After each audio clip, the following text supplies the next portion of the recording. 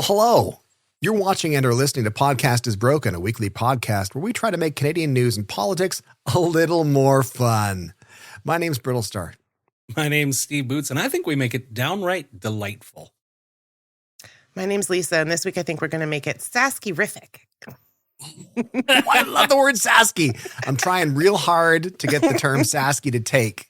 I feel if I get it everywhere else in the country by peer pressure, the people in Saskatchewan will have to just comply. They don't listen. I need you to understand that the people of Saskatchewan do not change their slang. They still call them bunny hugs. I'm not asking them to change. I'm asking them to add something new. Kind of like with this election. Yeah. Great segue. Ooh, a little early, but great segue. Sorry. But like, do you like, it's so minimizing, like Sasky. Would you like if I called you Stewie? Well, no, that's different. That would really be, my Is it? father called me Stewie and he's dead. Thanks for bringing that up, Steve. Oh, God damn it. Sasky sounds cool. He As played I said the dead before we dad started to go card. to tape, Sasky for Saskatchewan, there's a couple of reasons. One is, and I'll tell the listeners why. Okay. So when I'm typing, I have this weird thing where I will sometimes halfway through a word, if it's a longer word, I will switch and type it backwards. I don't know why. It's just the way my head works. Mm-hmm. And it's a bit frustrating after you try to type the same goddamn word for the 8th time. And so I was typing at Saskatchewan today and I was like, Sasky. I'm going to go for Sasky. Because it sounds sassy. Sassy Sasky. It sounds great. You could have a whole mascot. I don't know why you're putting up such a resistance to this. This could really turn this whole province around for you. Because we are a noble place that is hard to spell and easy to draw. I used to when I was a kid. I couldn't say Saskatchewan, so I'd always say Saskatchewan. Saskatchewan? That's yeah, pretty good. Saskatchewan. I've always been I will say that I've always been quite proud as a Canadian to whenever Americans go, Saskatchewan. It's like Saskatchewan. It's Saskatchewan. It's not that hard. No, I will have you know that everyone in this country shares that Saskatchewan is their favorite province.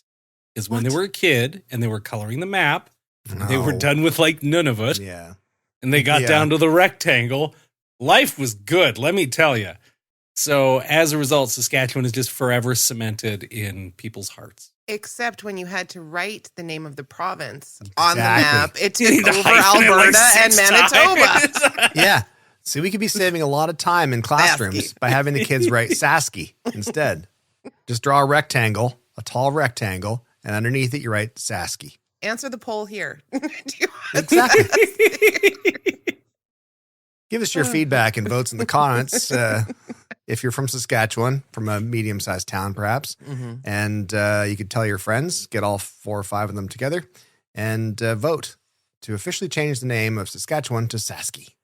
It'd be great. Can you imagine? Should we do like a poll to change your name to, do we want to call it Britley? Don't Stockwell Day this Doris Day thing to me. Don't do that to me. I think we need to. I don't think that's fair. Do we want it to be Britley? Starry? Listen? I'm trying to make things easier for you in Saskatchewan. I'm trying to help your marketing. The good How am I thing- supposed to spell Brittlestar? Look at those consonants. All the same. I do spell it brittle arse sometimes. So. Brittle arts. The Arse. good thing is you won't have to spell Saskatchewan after next Monday for a bit. It'll be fine. That's It'll be true. fine. It's not getting obliterated unless Mo wins. Well, we won't have to talk about it as much. Maybe He's Tuesday. got the obliteration schedule By for Wednesday, Tuesday. by next Wednesday, we'll be done with it. Yeah. It could be a potential extinction level event. We'll see what happens. But the BC and New Brunswick elections have ended. And, well, the New Brunswick one has, anyway, so far. BC BC still. one- He's so dramatic. Kind of, They have sort of to. ended. Yeah, exactly. They think they're kind of laid back and chill and all patchouli smelling. No, they're highly strung, high maintenance. We talked about that before. But Saskatchewan for elections is up next, and I wondered if the elections that are happening, because they're happening so close in BC and New Brunswick and Saskatchewan, if those people in the provinces there are aware of the other elections and will that have an impact, or do they even know about each other at all, or do they just have a more relationship like the black bears and monkeys in the monkey enclosure in African lion safari? Where they live at peace together, but totally oblivious to each other. Except for the flinging of feces on occasion. No, there's none of that. They get along fine. I don't know what agreement they've made with each other, but when you drive through the monkey enclosure in African lion safari, you go, why are there so many tiny black bears here? And you're like, are And those why is there a monkeys? careful détente? That's what it says as you drive in. You're entering the monkey enclosure. Beware of the careful détente. Yeah. Keep your So- windows rolled up. I do think that the elections have sort of a cascading effect. I really do. Because everybody likes to be on a winning team. And so if it feels like momentum is moving in one direction or another, then I think that can be really impactful. Like a narrow win in BC for the NDP, which is what it looks like. Yeah. It won't be locked in for a little bit, but a narrow win there and a pretty confident, resounding win in New Brunswick, Yeah. which like some stronghold seats flipped, Yeah. including Higgs's seat. Yeah. So just to give some numbers, in BC, it's 46 seats for the NDP, 45 for the Conservative currently as of October 22nd, and 2 for the Greens. In New Brunswick, it's 31 seats for the Liberals, 16 for the Progressive Conservatives. Progressive. That's a bit of a stretch, reach. isn't it? And 2 for the Greens as well. So you're right. I mean, in New Brunswick, it was kind of like, wow, I'm so glad. Having been to New Brunswick a few times, I was like, I even tweeted it out. Actually, I said to Premier Holt, that New Brunswick's a great province. They deserve a great premier, and I'm glad that they kicked out the other dude because the other dude was a little bit weirdly transphobic and just bizarre. So I think that's really what's notable. Like I did deep dives into the platforms, and the New Brunswick PC platform was 2 pages. Yeah. And one of those pages was a list of past accomplishments and a photo of Blaine Higgs. Like Which this itself is was an accomplishment. That's nice. They've like taken this a was picture. the thinnest platform I've ever seen, ever. And like the costing was there, but it was in a white font on a powder blue background, so you couldn't really read it. Oh, wow. Like they knew what they were doing. And like it was at the point where in a lot of places, Higgs couldn't even campaign. Like Meaning what? he was so toxic to the brand that lots of MLAs didn't want Higgs campaigning in their riding. Oh, like on their behalf, kind of. Yeah. Yeah. Wow. Yeah. Okay. It's very interesting to see. And it really comes down to he bet the election on 2 things in New Brunswick specifically. He bet it on Policy 713, the anti-trans stuff, Yeah. and he bet it on a HST cut. Mm-hmm. That's it. And turns out you can't bribe people quite that easily. Do we know what the big issue was for people who were not voting for him? Like people who were swayed over to Susan Holt? Holt offered pretty broad spectrum stuff. Actually, if you go and look at her platform, it's one of the more progressive platforms you've seen out of a provincial Liberal Party in a while. Right. A big part of it was climate, and not just climate, but environment. The Irvings and the industrial sector in general have been running pretty wild in New Brunswick for a while now. Yeah. And the environmental consequences are very real. And I think they're very immediate for the folks who live there. And so I think that's a big part of it. There's some interesting stuff about housing. But like it was very much just sort of like a return to sanity, if that Right. makes sense. Like we're going to put the culture war lunacy down and actually work with people. The majority of the comments that I got, at least on the stuff that I posted, was just a sigh of relief for Right. trans issues, US Mhm. LGBTQI education for teachers that now don't have to hopefully out students. So I think that was healthcare, all the good stuff, right? I think that was people are happy about. So And I did- go ahead, sir. No, I was just going to say, I did really enjoy Faye Johnstone, who's been a guest on the show before, their comment on Twitter saying that I don't normally allow people to laugh at pronoun jokes, but someone had tweeted that Blaine Higgs can now be referred to as has or been. I know I don't usually laugh at those, but that was a gooder. That was a That gooder. was good. For one night only, that was a gooder. One night only. I was quite proud of my Faitine Grisecki joke. Bettine Grisecki, if you're not familiar, was the candidate who was known for speaking in tongues. She was airdropped into a very, very safe conservative riding, Right. and lost it. And it was her placement there was likely an attempt to placate the Christian right, and not only did it not work, she lost quite badly, and I'm pretty sure she's not feeling very shamalama ding dong right now. Right.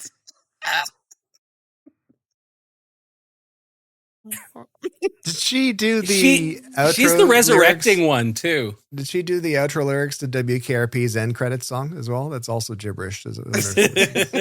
No, she's the one who claimed that she saw somebody dead, prayed over them, and they came back to life. So I'm wondering if he wants to take a crack at the PC campaign. Oh, he's here all week, folks. He's here all week. Lay your hands on the party. See how that goes.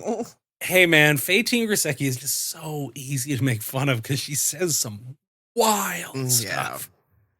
We've talked a little bit before about how there seems to be a dearth of political quality candidates sometimes recently, it seems like. I don't know if that's going to change at any point soon, but I would hope so. And I would hope part of that would be because, seeing what's happening in BC with the NDP squeaking by, but seeing what's happening in New Brunswick, where people are, as you said, Lisa, there's like a return to sanity, kind of like, okay, let's just not get into this nonsense here. Let's just focus on making life better for everybody instead, as opposed to just picking on people. And we've said it before as well, but in a grander scale for federal politics, where, just pondering if a Kamala Harris victory in the States, does that bode well for the Liberal Party? Does that bode or not, or rather bode poorly for the Conservative Party? Do we think it's going to, like, we look at Saskatchewan, in the past week, there's been some movement because the Saskatchewan Party has largely had the most of the grip on the electorate there. But in the past week, it seems like it's tipping a little bit, isn't it? This past week has been nuts for a bunch of reasons. How deep into this do you want to get? Because this is possibly one of the worst weeks of a political campaign I've ever seen. Is it Saskatchewan deep or regular deep? No, this is like truly really bad. So is it Sasky or is it Saskatchewan? It's Saskatchewan, Canada, Earth, please enlighten us. So there's a couple. One of the biggies, we'll start with the smaller ones. One of the former MLAs who isn't running for re-election.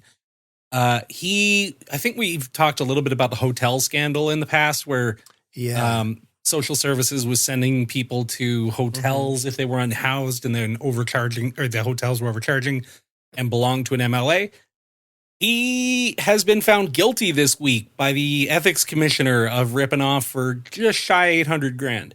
Oh, that's a lot of money for a bunch of 200 people, mid-sized towns. That's a lot of that could do a lot of help. Yeah, for 2 hotels, I think. God. So he was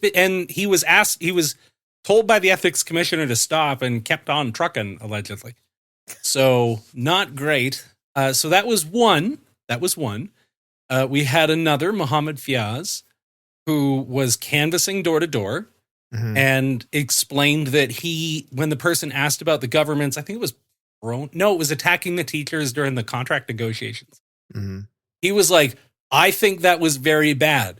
And that's very courageous of me to say. Like, he says this to this person on tape, like acknowledges his own courage for saying it's bad away from cameras in a year after the fact. Right. And it's like, around you the noble, for cameras, valiant hero. So, like, his own MLAs are throwing him under the bus. You had allegations come out from the former speaker, more allegations about candidates, one candidate and a former former MLA is not running again, throwing around the N-word in the caucus office. We already talked about that one. Right. So Scott Moe did maybe the worst thing I've ever heard of a politician doing when it comes to like dirty tricks. It is horrid. So for a bit of context, you need to know that Regina has its own version of like Yeg Wave or Six Buzz or, all those sort of Yeah. I don't know what to even call them. Social media, not news, but news adjacent. Yeah, like the Amplifiers, page 6 right? sort of just sort of, Yeah.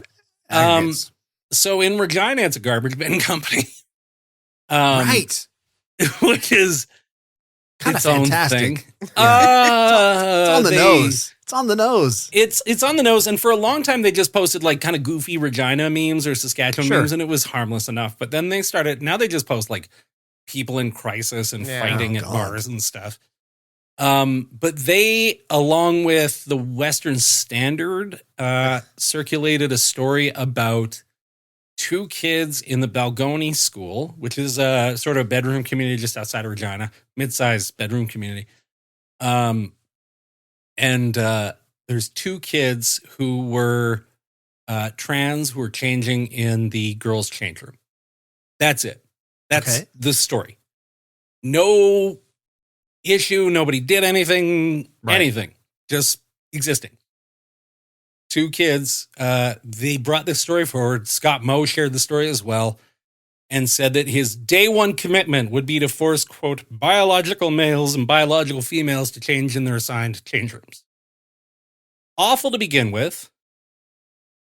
So much worse when you find out those 2 kids are twins and the kids of a NDP MLA. I mean, it's so dastardly.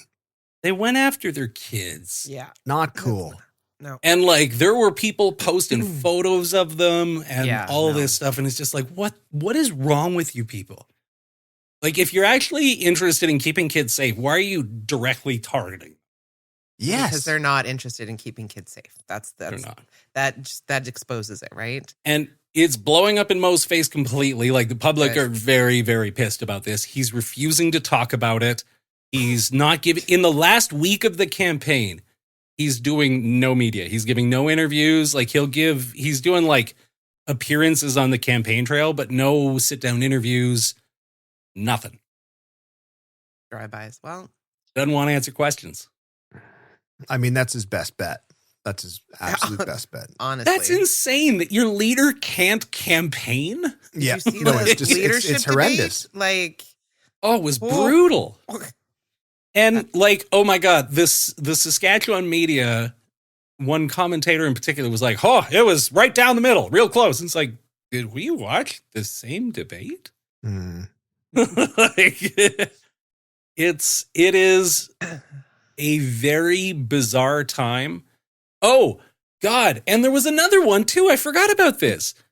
Jeremy Harrison, the guy who hauled the gun into the legislature. Oh, yeah. Yeah. Allegedly, there were a whole bunch of misdealings with one of the Crown corporations where somebody was a whistleblower and got fired and then rehired and then fired again or something. And like I haven't had the chance to go through the whole story yet because it's like a massive article by Jeff Leo from CPC, but it's bad. This is like a truly terrible campaign week, 2 weeks out from the election.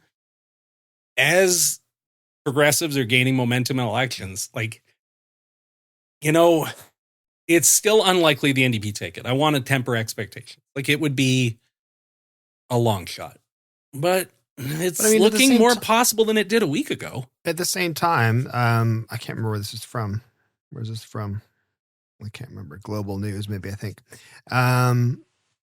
Saying that 55% of respondents in the poll said it was time for a change in government. That hasn't changed since September. Mhm.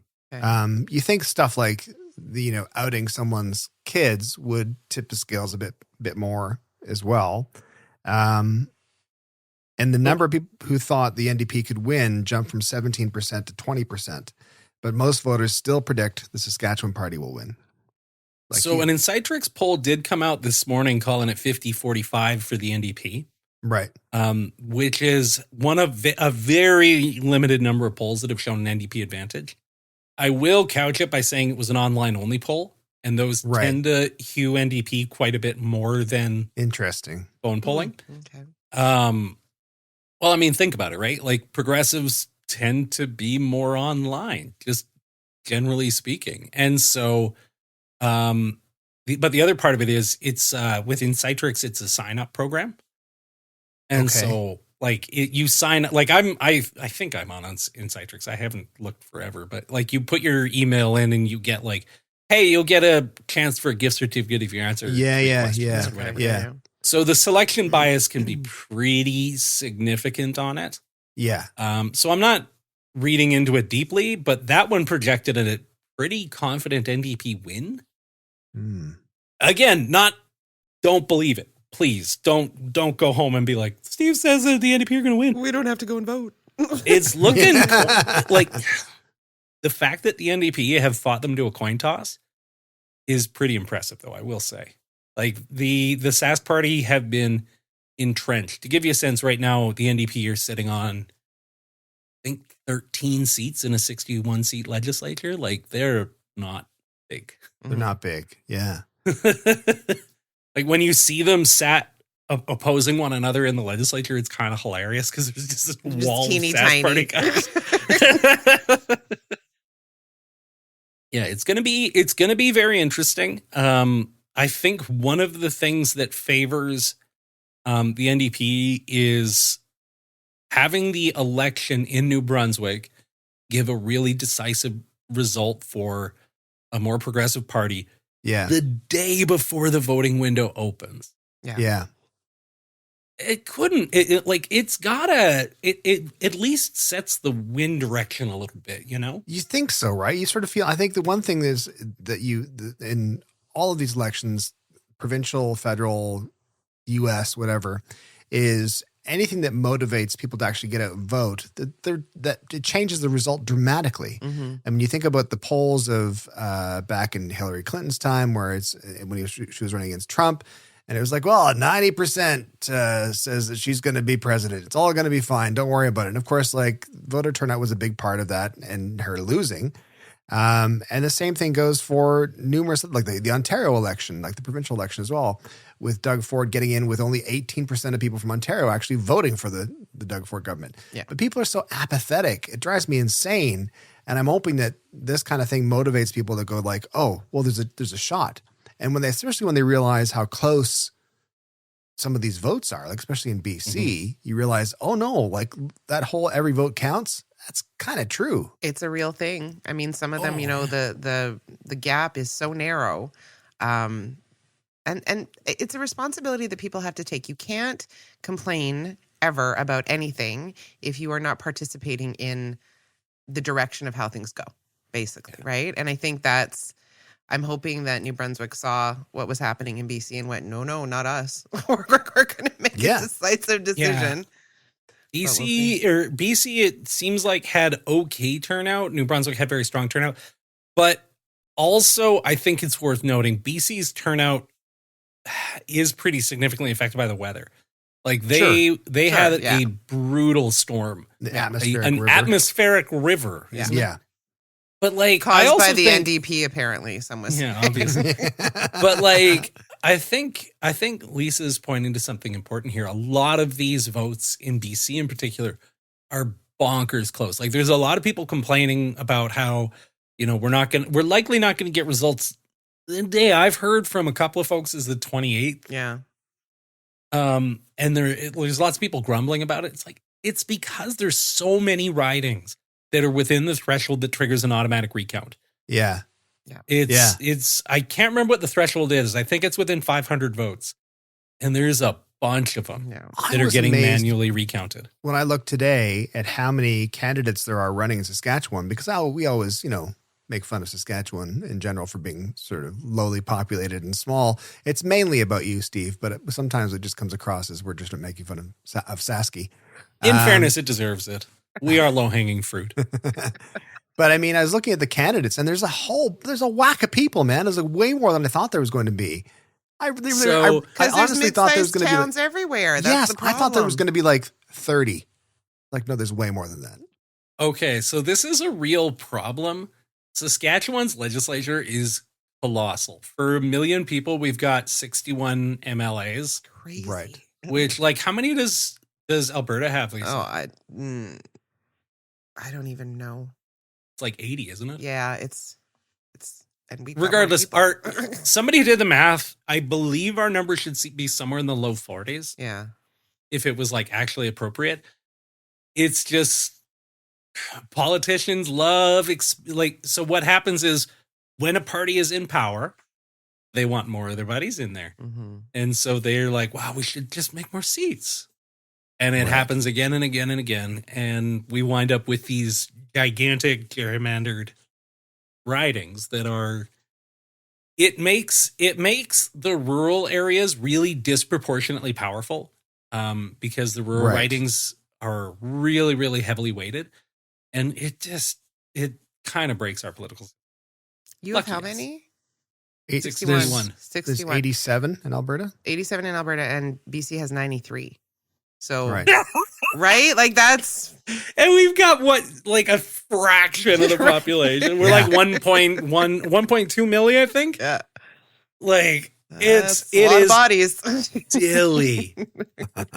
It is. Well, man, it's Saskatchewan. Like I'm pretty sure genuinely the number one employer is the government.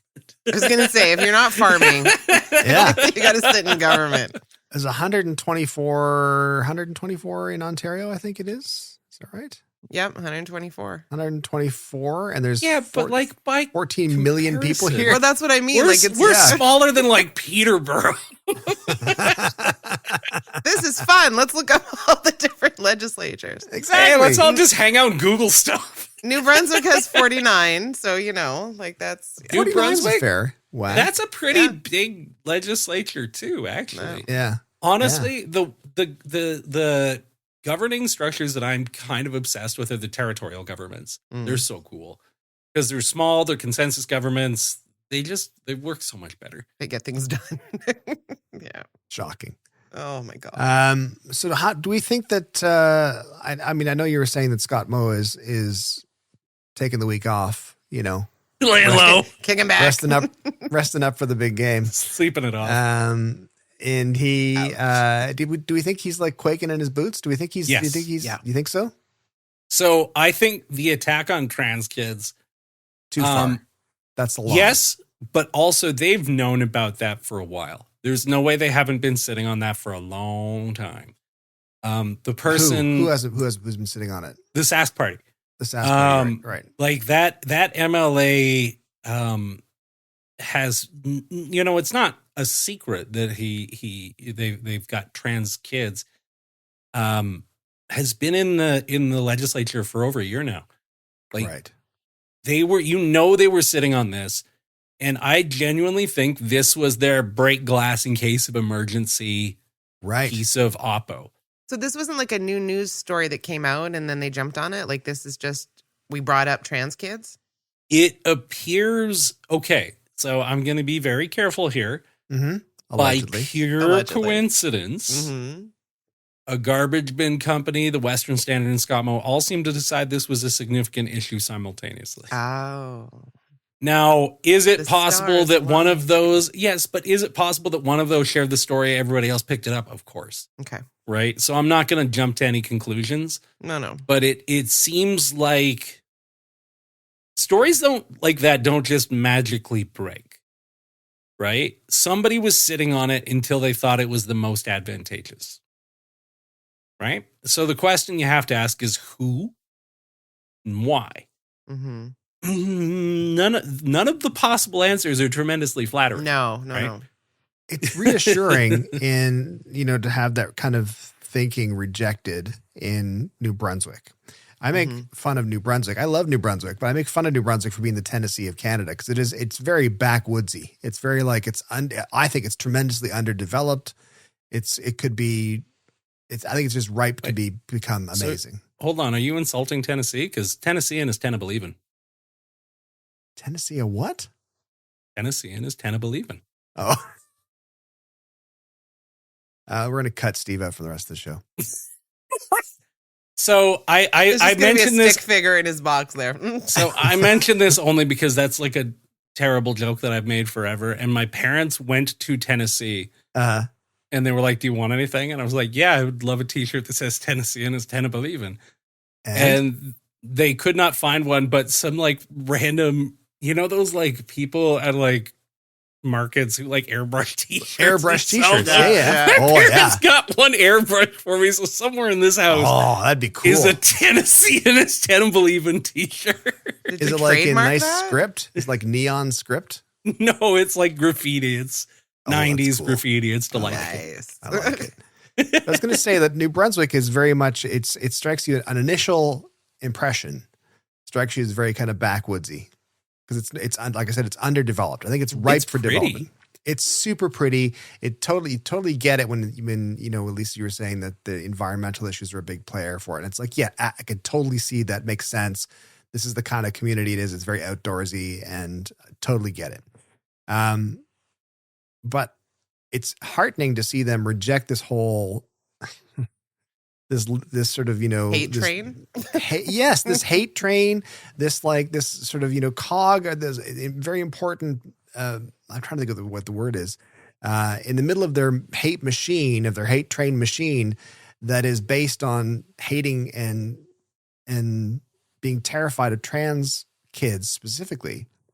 And I'd love the fact that New Brunswick was like, go to hell. We're not doing that. Get out of here. It's stupid it's a million reasons it's stupid. One, you're punching down, which is dumb. And two, it's less than 5% of the population. Seriously. This is not a concern for you. Don't worry about it. And I think that it seems even more bizarre then that the Sask party decides to pull the trigger on that. Like who are these people that are thinking, this will get them. This would be perfect. Party. I think you answered your own question. I mean, we can get fairly into the weeds on this because what it really comes down to is Scott Moe is much more concerned about vote splitting than he is about the NDP. He thinks that his path to protect himself from the NDP is by shoring up his right flank and not worrying about the center. So there's a third party called the Sask United Party, who are sort of like a hardline conservative, very like vacuous. Like there's literally one of their platform things is just like Quebec, that Saskatchewan will somehow literally. That's their slogan. The bullet point is just like Quebec. Oh, they want we everything will just somehow like- negotiate a position akin to Quebec in the Canadian Constitution. That's a thing that we'll get. Yeah, it's for sure real. But like they're catering to the votes of people who don't care about real, right? Like it's the anti-trans, the anti-everything, anti-government, like, basically, yeah. Anti-everything that isn't a straight white person, essentially. And so Scott Moe is much more concerned about them because his power base is really locked in the rural ridings. Mm-hmm. So there's a decent chance that the NDP take all of the urban ridings and lose. And so that's kind of almost seems like Scott Moe's failsafe. Right. Is that he wants to fight off that hard right push so that he can sort of hold that rural base of power.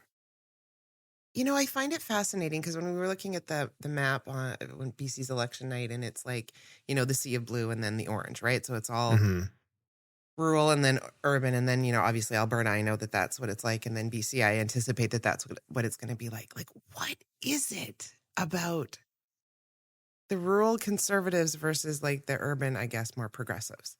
Like, it's fascinating to watch the map, right? Because that's just how it is. And I know that there's you know, progressives and regressives voting in urban and rural regardless. But it's just when you see that map, I thought it was because Alberta sort of bled into BC. And so that's why we took that whole, you know, eastern part of BC with their conservativeness. And I'm sure we do that on your side too, Steve. So So there's a decent chunk of research on this. How into the weeds should we get here?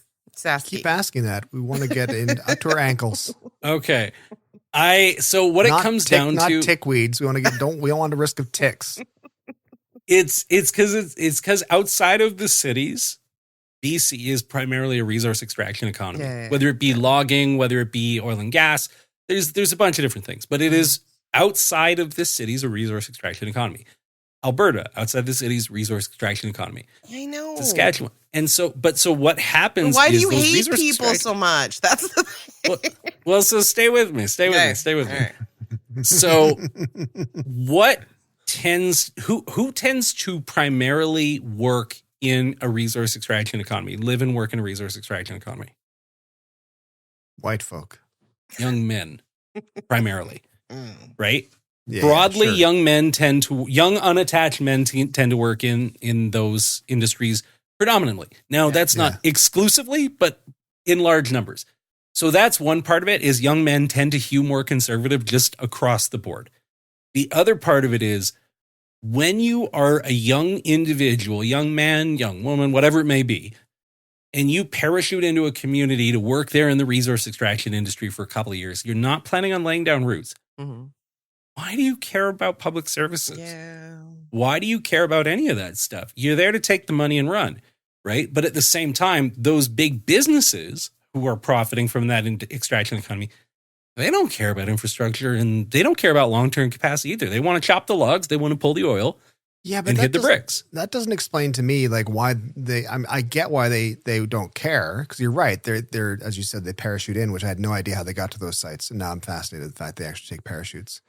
I'm just leaving that out there as a fact. Yes, everybody assume that is factual information. Exactly. But I understand the aspect that they're unattached, they're very focused on themselves and getting ahead and squirreling money away and all that kind of stuff and doing their thing and getting out. I get that. They're not focused on public services, other folk, whatever. Mm-hmm. How do you get those people to vote? What's the motivator for that? Well, like, how do you get them to show up and vote? Yeah, literally. Have you ever lived in a small town? I'm doing it right now. Like, how? It's pretty gay though. So. How I mean that not as an insult. I mean that as in the best way. In the best way. How small is your small town? 32,000 people. That's not a small town. Well, not Saskatchewan. The small town in Saskatchewan is like 500, 1,000 people. So that's a corner here. It's a part of why unit. voter turnout can be quite high in those rural ridings is because you just walk to the school. Like it's it's an event, away. Right? Yeah, exactly. It's an event. You see your folks in the town and you go say hi. Like, it's not that big a deal versus in the city, it can be a little bit more of an involved process. Yeah. But I also think there's an element of, when you live in those rural areas, if you are not getting into the cities, if you are not going into town pretty regularly, you're spending a significant amount of time there, in a lot of cases, the only things you're going to be hearing about trans people, about immigrants, about whatever group, are on the news and more specifically on the internet. Sure. And so I think a lot of these folks just get siloed in, and the ideas bounce off one another, and that paired up with access to voting, and frankly, politicians were very eager to pander. Right? Like, I think it all adds up. Yeah, I mean, I think that, what's interesting is, there's lots that's interesting. But that attitude of me first, don't care about others. It's not even really don't care about others. It's like, I don't see the need to care about people I don't have any interaction with, I guess is what it is. It's like, I don't see these people in my day-to-day life, so why would I be concerned about them? I understand that I don't agree with that, but I understand that kind of framing. I think as well, there was lots of political parties who were very eager, and more than just political parties, but other actors, bad actors as well, who were eager to capitalize on that. And that whole notion of, much like in and I'm going to do my best to articulate this well. This is where Owen starts to sweat. In the early 90s, in the first big wave of political correctness, and again in the past, say 5-6 years here, there's this notion that you have to be, if you are not a marginalized group, you should probably feel guilty. I'm not saying anyone told you to feel that way. I'm saying that there's this sort of an implication. And I think anyone who came along, like your Jordan Petersons and stuff, and said to, young men, hey, listen, you should be proud of who you are. Don't let those people tell you not to be proud. They're trying to take it away from you. And I think you're finally like, oh, I guess I don't have to feel bad, which is nonsense. Of course you don't have to feel bad. Yeah. You have to be aware, but you don't have to feel bad. Well, and this is it. You've got, especially for marginalized, or marginalized may be the wrong word, frustrated young men in particular, but frustrated young people. There's a lot of frustration, a lot of alienation, and a lot of that is perfectly valid. Like there's a lot of reasons for young people to be frustrated. But what you do wind up with, is there's some degree of, as a cishet white male, being told like that you are, accountable or connected or descended from a lot of these issues. Now, guilt, I don't know if anybody is necessarily looking for guilt so much as they're looking for understanding, but I do understand why a lot of people feel that guilt is sort of the sought after thing. But I think what winds up happening is there's blood running out of the side of her mouth right now. No, you've got these frustrated folks, and you've got somebody like Jordan Peterson who's saying not only are you right to be frustrated, but you are special and good. Right. You are. Yeah. Oh yeah. And so these folks who like are being told like, you know what? You're not special. You're the same as everybody else, equal footing as everybody else. And then another person who's saying, no, you're the guy. Yeah. You. Yeah. Specifically. And it's because you were born awesome. Right. This is a whole other show. But like I no, and I get it. Like honestly, it's like that whole I can't even get started on it. Acknowledgement of the past is not blame. Like nobody's blaming the poor white boys for the things that happened in the past. There needs to be an understanding and an acknowledgement so that we don't repeat it. And people tend to hate having to recognize issues of the past, right? People would rather forget that they existed. But you have like the Petersons, and I mean, I don't want to get sued. Allegedly. I don't have immunity. I'm sure he'll be sprinting to discovery. Oh yes, I know exactly. But you have the Petersons that play on that. You have a lot of the conservative energy that plays on that, right? And instead of building up Canada, right, we should be building it up. And Canada is based on a variety of different people who don't all look the same and don't all speak the same language and don't all celebrate the same thing. And that's in this last, 9 years of Trudeau. Certainly in the last like 2 or 3, that's been the focus, right? Of trying to separate the us versus them. Part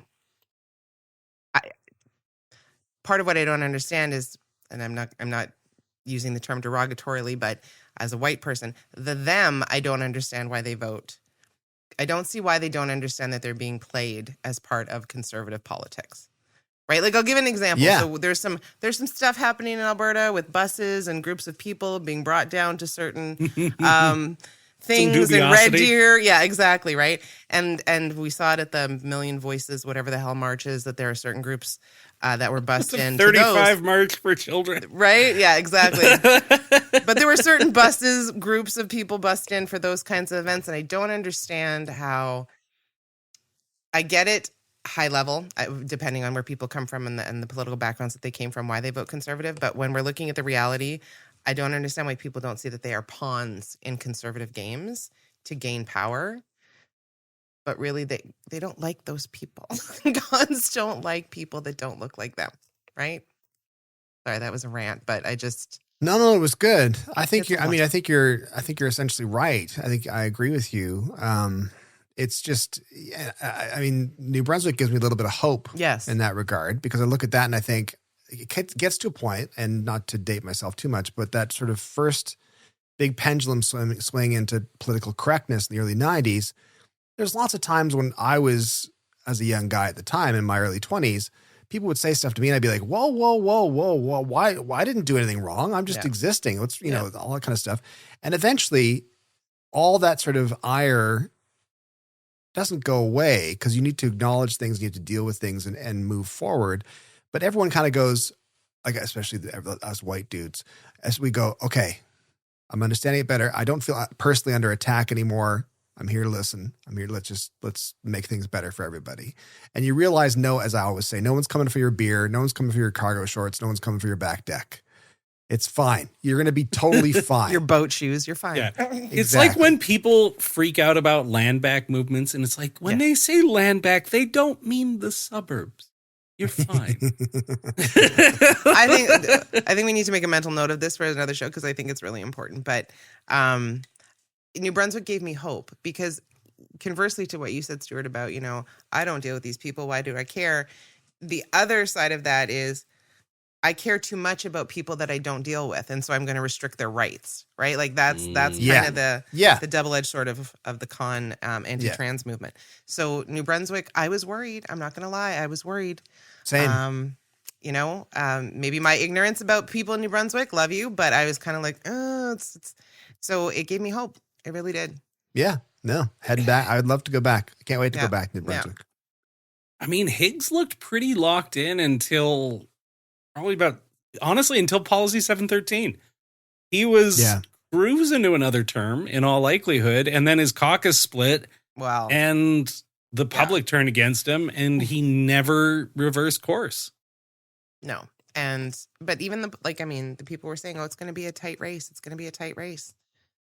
So conservatives, if you're listening, which I doubt you are, you never know. Your takeaway from this should be that if something that your leader does is unpopular, double down, stay with it.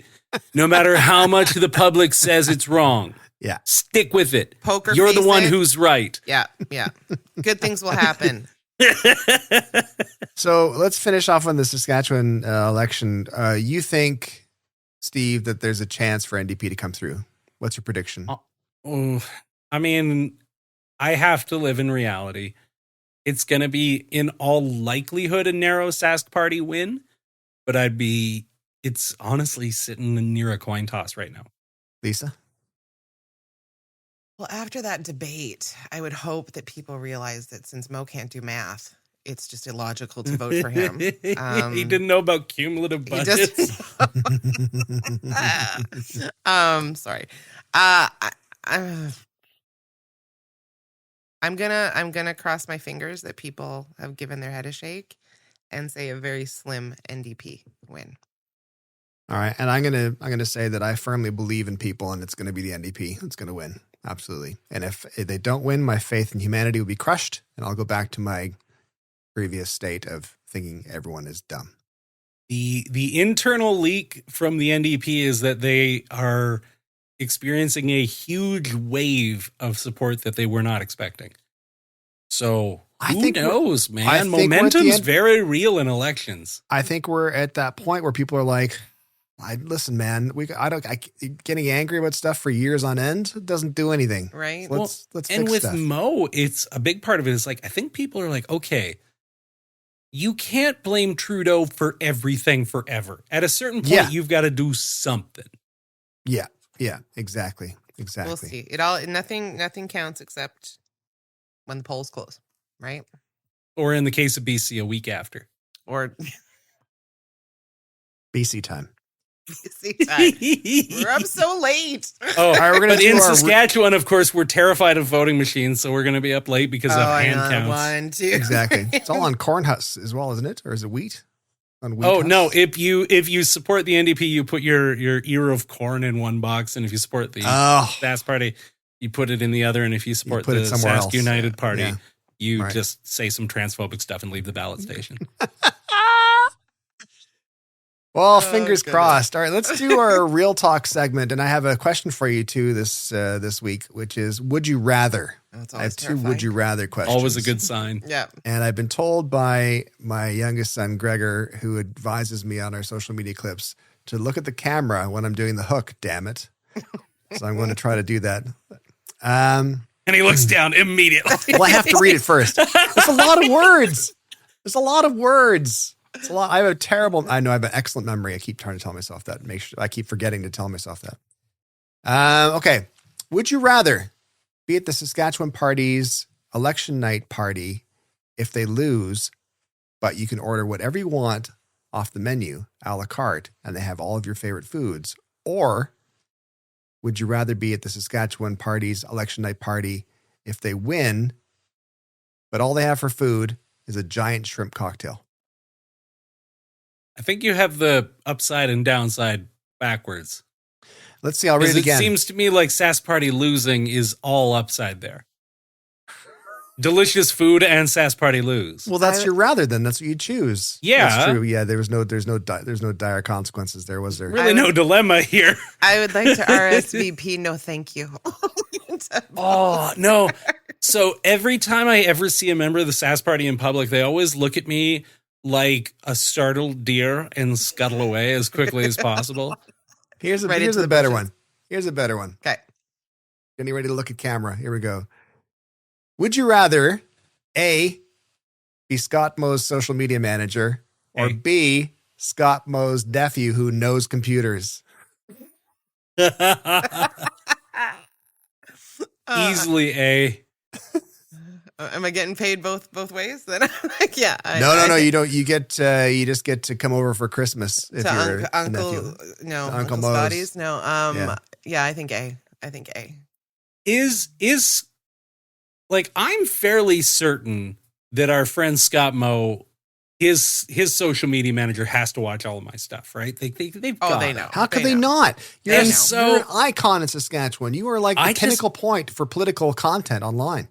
See, this is what I imagine, though, that like Scott Moe's social media guy, I imagine that they have to watch my content. And so like every 6 months they have to get a new one because they just get de-radicalized. They're just like, you know what? God. This is insane. You can tell like they start the job and look normal. By the end of the 6 months, they're all wearing toques. They have a beard. Little bunny hug. Yeah, little bunny hug, little toques. And capitalism cats. Right on them. Yeah.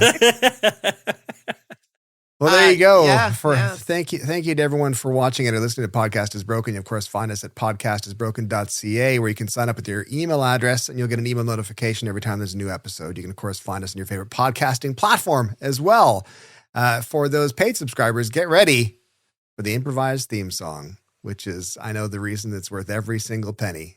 I understand. But to everyone else, we'll see you next week. Take care. Bye, everybody. Take care of yourselves, folks. The audio version of Podcast is Broken was produced, engineered, and edited by Owen Reynolds. The video version of the podcast was edited by Lisa Cumming. You can find past episodes and more at podcastisbroken.ca or your favorite podcast platform.